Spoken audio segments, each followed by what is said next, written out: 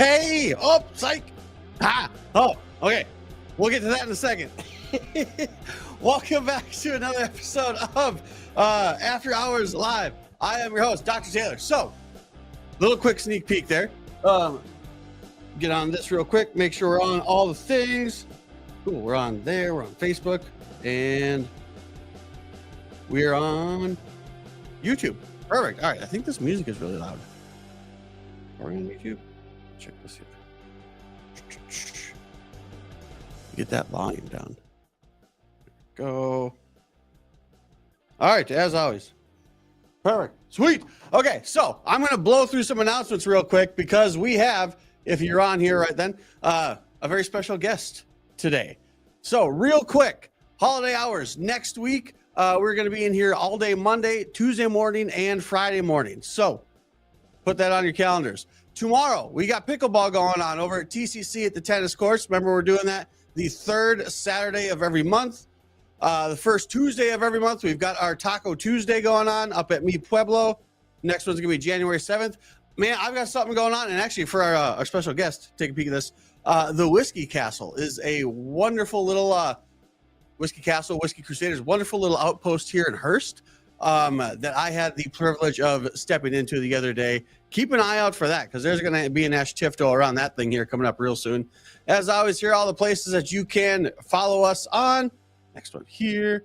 Again, new patients. We're putting you in a drawing. You get some talkie tickets. If you refer somebody in here and they win, you get a pair of tickets yourself. The winner went out today at noon. Today we gave away $100 for B&B Theaters. They're playing Moana 2 currently. And after this, I'm going to grab a bite to eat. Follow us on Instagram. I'll let you know where I'm at. There'll be a $100 tab open there. And perfect little segue to our second special guest we've ever had. Miss Jarrett Hutchins. Jarrett, what's going on? Hello. Can you hear me okay? I can. Perfect. Well, actually, Okay. I can hear you, but not okay. So I'm going to turn up my volume on my end. It's not your problem. So for those of you who have been in and around the office at the very least since October and our Patient Appreciation Day, you've heard of Jara and you heard of the work she does with a group that she founded called WADE. So what I wanted to do is bring on Jara so she could tell us about it, because if she founded it, there's a really good chance that she could probably tell a whole lot better than I can. So Jara, would you please introduce us to yourself and tell us about WADE? Why are we helping you? Why do we like what you do so much? Yes. Hello. Well, the first thing that I have to acknowledge is I didn't remember what my coffee mug said. Hell yeah. And I saw it in the video and I was like, oh my God. But then I remembered it was you and nobody cares. Exactly. Yeah. Well, to get to what we do, so now that we've acknowledged that, before any viewers are like, oh my God, our coffee mug. I have a whole cabinet of inappropriate coffee mugs. But anyway, what we do at WADE is it is the Women's Awareness and Defense Endeavor, and we do a multitude of things that's kind of morphed itself into something different than what I visualized in the beginning, but that is not a bad thing. But what we do is we physically go in and take women out of domestic violence situations, and then we help them find a safe place to land. We assist them in the future. So we walk with them through their journey for most of the time around a year. So we're helping them find jobs. We're helping them find housing. One of my WADE women, Alana, has become an expert in affordable housing.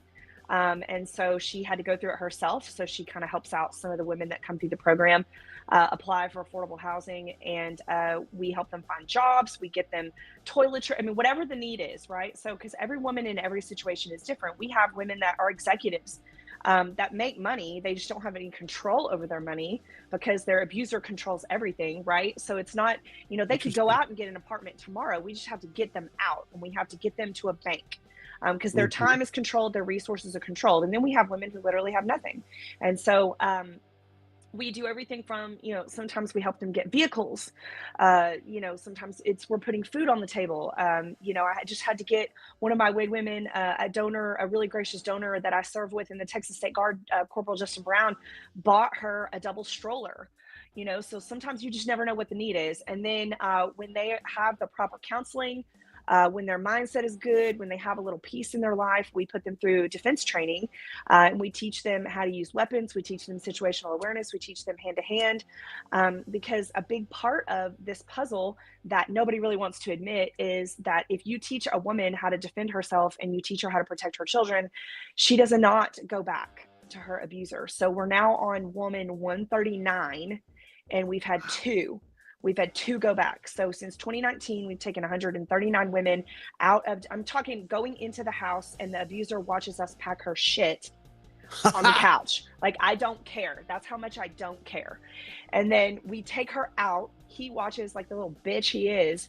And then we put her on a path to a new life. And we've only failed twice.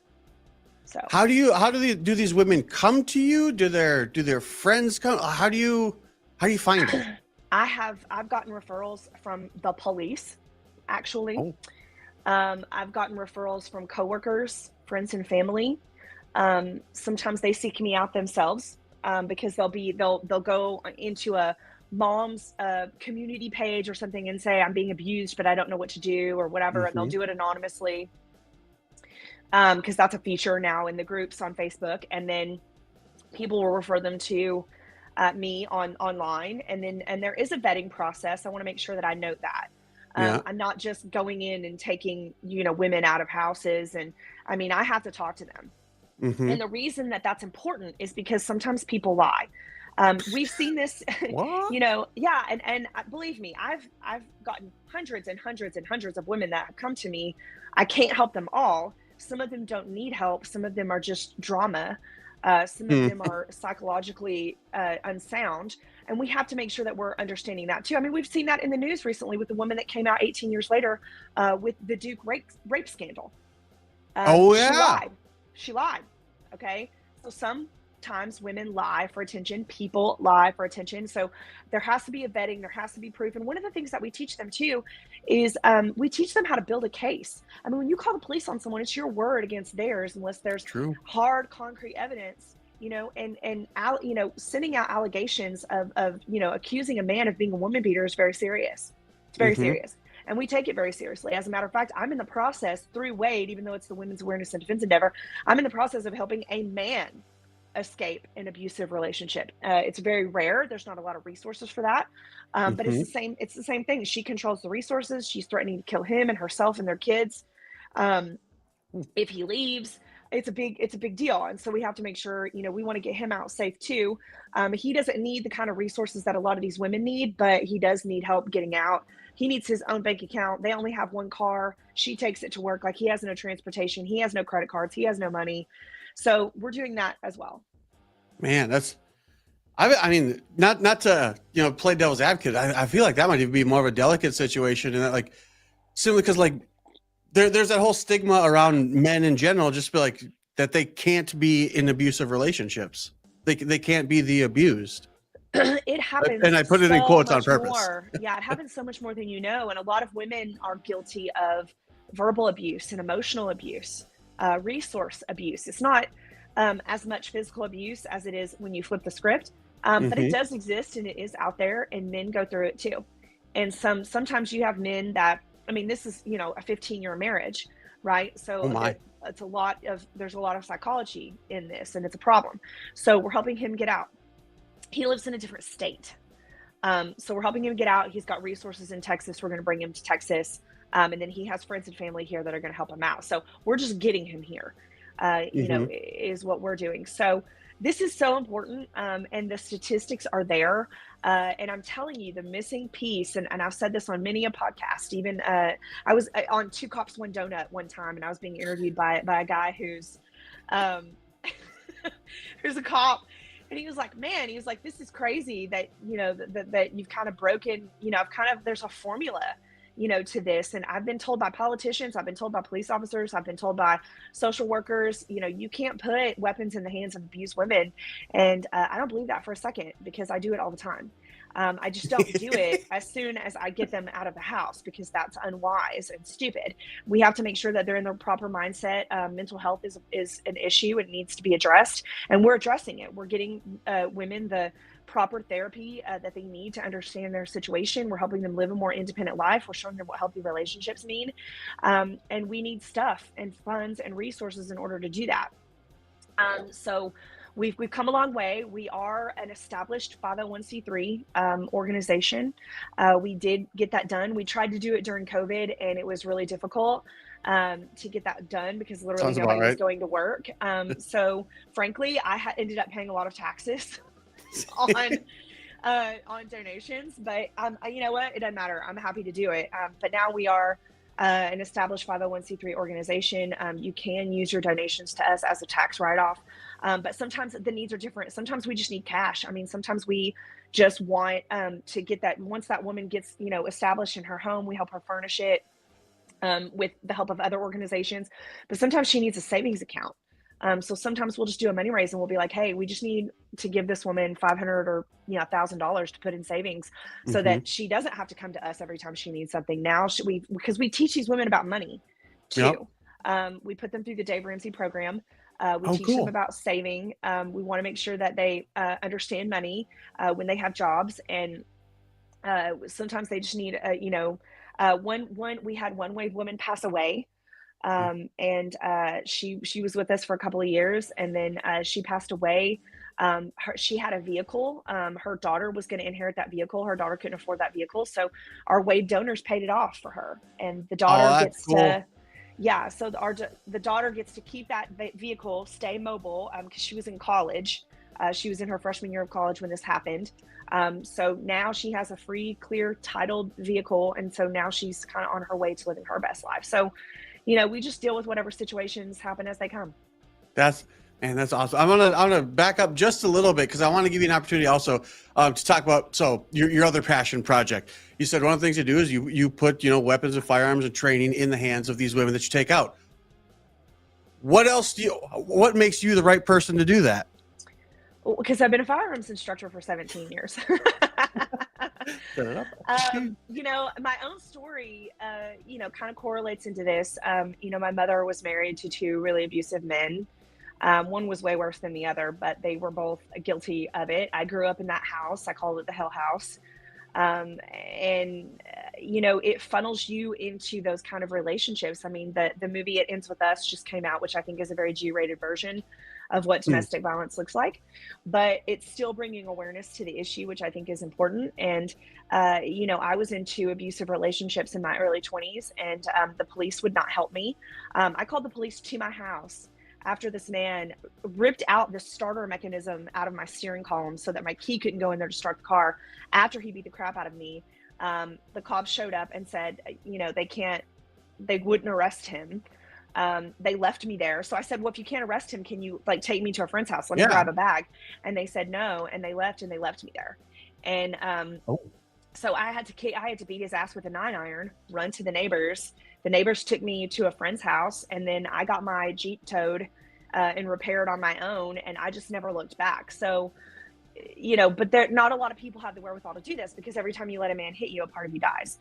There's a big psychological component to that, and it's very scary. So I decided after how this all began was in 2019, there was a woman named Sammy that bravely posted. This was before you could post anonymously in Facebook groups, and she posted in one of the moms groups, I think it may have been Colleyville Moms, that she had found out that her husband was sexually abusing their children, and she called the police. She did everything right, and he was taken to jail, but he was going to bond out, and the police told her that. They were like, if you're scared, you need to figure something out, because he's going to bond out, because we have to build a case against him. We can't keep him in jail forever. So she learned a really hard lesson. And so she said, I bought this gun, and this is the last of the money that I have access to. I bought this gun, and I have no idea what to do with it. And there were, and a lot of my female students are in Colleyville. And so 9 moms tagged me in this. And this was on a Sunday. I had her at the range Monday morning and taught her how to shoot it. And she protected her house, even when her husband got out of jail and threatened her. And she was like, don't come here, I'm armed. And he did not. And so his ass is in jail. She built yeah. a case against him and threw him in jail. So we're making, we just had another Wade woman that got the rights, her abuser's rights terminated to their children in court just 2 weeks ago. So we're doing what we need to do to get these women where they need to be. And it's a long, hard road, and we can use all the support that we can get. And you were super helpful for us. You did a little fundraiser for us at your office where we got just a ton of gift cards for everywhere, for literally everywhere. So I haven't had to do a money raise in a while, because I only raise money when we need it. You know, I'm not out on my Facebook raising money every week, because I take whatever donations that we get from any money raise, and I make sure that we're, being a good steward of the donor dollar. And so I just wait until we absolutely need it, and then we raise it again. But you did that, and so I was able to. There was a Wade woman that came through, the one that got the double stroller. She was at a shelter, and she needed toiletries. The shelter provided food, which was really good, that particular shelter. But we were able to give her a couple of the Target gift cards so that she could get toiletries for her and the kids. She got them shoes. They really needed some new shoes. So she took $75 of those Target donation cards that you gave, and she was able to get them everything that they needed. And now she is out of the shelter. She has a job. She starts in January. So we gave her some additional monies for gas in the car, and then we'll help her get an apartment when she's ready for that. That's awesome. So real quick, if anything that you said struck a chord with somebody, whether it be, they could benefit from Wade, or they have a friend that could benefit from Wade, or hell, they might be interested in firearms instruction, where could people find you regardless? Well, we're working on a website. I think we're ready for that. We've kind of been doing this very low, it's very, local and easy. But now I think that we're ready for a website. So we'll be launching that soon. But you can find us on social media. We are on Facebook at Wade for Women. And then we are on Instagram at Wade for Women. So WADEFORWOMEN. And our donation links are in our link tree. If you just click the link in the bio, our donation links are in the link tree. It's very easy to donate. It's tax deductible, as I told you. We always reach out to donors and thank them personally for what they've done. And I didn't really ever want to be the nonprofit that would waste a bunch of I'm not saying it's bad. It's just bad for me. I don't want to waste a bunch of donor dollars on having a big gala, or any of that stuff. I mean, I want every possible dollar to go toward getting these women where they need to be. But I do think, and I am thinking about hosting, maybe just renting out a room in on my own dime, renting out a room at a restaurant that's very casual, and having our donors come. And some of these women want to meet these donors. A lot of them want to stay anonymous, and I have a duty to do that. But there are a couple of them, like Alana, her abuser is dead. So she doesn't care. She'll say whatever she wants now. And, she had so much evidence against him that he offed himself. That's how bad it was. Problem. Bye, dude.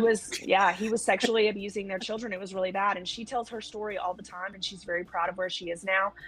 So we do have a couple of Wade women that will speak out and that will be thankful. They're all thankful, but they just don't want to, their face blasted on social media because they don't want people to know that part of their story. And it's understandable. Well, like I said, I just wanted to, I want people to hear it from you. I want people to hear, hey, here's who we helped. Here's why we helped them. So again, and also I said I won't take up too terribly much of your time. So Jared, thanks for coming on this afternoon. I really appreciate it. Man, I hope you have a good rest of your weekend, a good rest of your day, and have a Merry Christmas to you guys. I hope that you guys have a wonderful, wonderful holiday. Awesome. Appreciate it, Jared. We'll talk to you soon. Thank you. Bye-bye. Bye. All right. No, see, that's why, isn't that cool? Isn't that freaking amazing? What do? We go into their house. We save them. We pack up all their stuff right in front of their abuser. Hell yeah. That's pretty cool group to help. So to everybody going on, let's just review this quick because I blew through a whole bunch of this stuff. So guest host, if you want to be on, if you got something cool to share like that, try and top it. You don't have to. It's not going to work. But hey, let us know. Let's back up here. Okay. Dr. Taylor sent me. I'm going to go grab a bite to eat after this. It's also the third Friday of the month. So I'm going to go get my hair did. We got the list that went out. Again, new patients, we're going to do a drawing. We do this every month. All new patients get put into a drawing for Dallas Stars game. If you referred that new patient in and they win, you'll get a ticket also. The list, we just went over that. How do you go backwards? I bet if I use the arrows, there it is. Okay, cool. These are all the different places that you could find us on YouTube and Facebook and the like. 2024 Accountability Collective. I swear that's coming back active again. The Whiskey Crusaders at the Whiskey Castle over in Hearst. We actually had a VIP patient. We went there and experienced it. It was awesome. Like, I want to say 3,000 different types of whiskey. Just shoot. It was, yeah, keep on the lookout. That's coming down the pipe. And then tomorrow, pickleball, TCC, Northeast Campus at the tennis courts. How do I get rid of this? There it is. That is another episode of After Hours Live right here. Heard most Fridays. Oh, yeah, last week I had the cord plugged in the wrong thing. That's why this didn't happen. So I hope you guys have a Merry Christmas, a Happy New Year. We'll probably still sneak on between then. Next week, we're going to be here regular hours all day Monday. We're going to be here Tuesday morning and then Friday morning. Friday, I'm going to show up on time, but if I'm twiddling my thumbs for a good portion of the day, don't sneak. If you're not on the schedule Friday, don't come at 11:50, because there's a good chance. Like, if nobody shows up, I'm just going to go home. But you guys have a great weekend. Have a Merry Christmas, because that's coming up. Yeah, and all that good stuff. I'll still see you Monday if you need to be adjusted, though. We'll talk to y'all later. Bye.